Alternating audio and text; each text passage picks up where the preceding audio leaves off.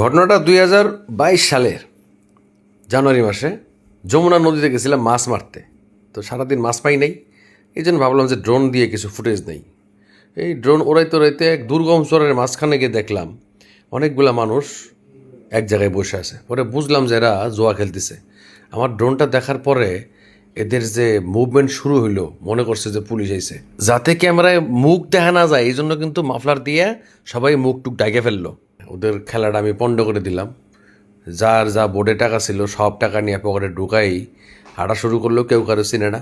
সবাই উঠে গেলেও এই যে 5 জন কিন্তু বসে আছে একদম মাথা নিচু করে।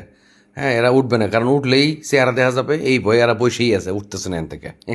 আর দেন ওই যে দৌড়াই কেমনে। কপালে শুনে আছে দৌড়া দৌড়া দৌড়া। ভাইস্তে তুই ভাবে চলে যা, ভাইস্তে ভাবে যা। আমি ভুট্টা ক্ষেতের মধ্যে যাবো, তুই তুই কাঁচা মরিচের খেতে যা। আমার স্যান্ডেল নিয়ে আহি নাই রে, স্যান্ডেল ছয় বসছি। আরে ভুলে যা স্যান্ডেল, জীবন আগে বাসা, আমার ফলো কর। এ দূর মায়া কিছু নাই, ডাইনে চল ডাইনে চল।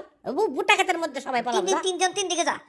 হ্যাঁ আমি আমি এই দেখা দেখা একটু পলা একটু পলা একটু আগায় যা আগায় যা।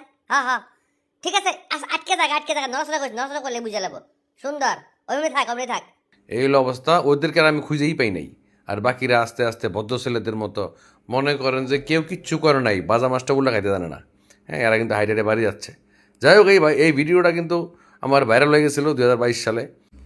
আর এই ফেসবুকে এই ভিডিও ভাইরাল হওয়ার পরে ওই প্লেয়াররা আমার সবাই খুঁজছে, মানে আমার এতেও খেলাইতো আর কি।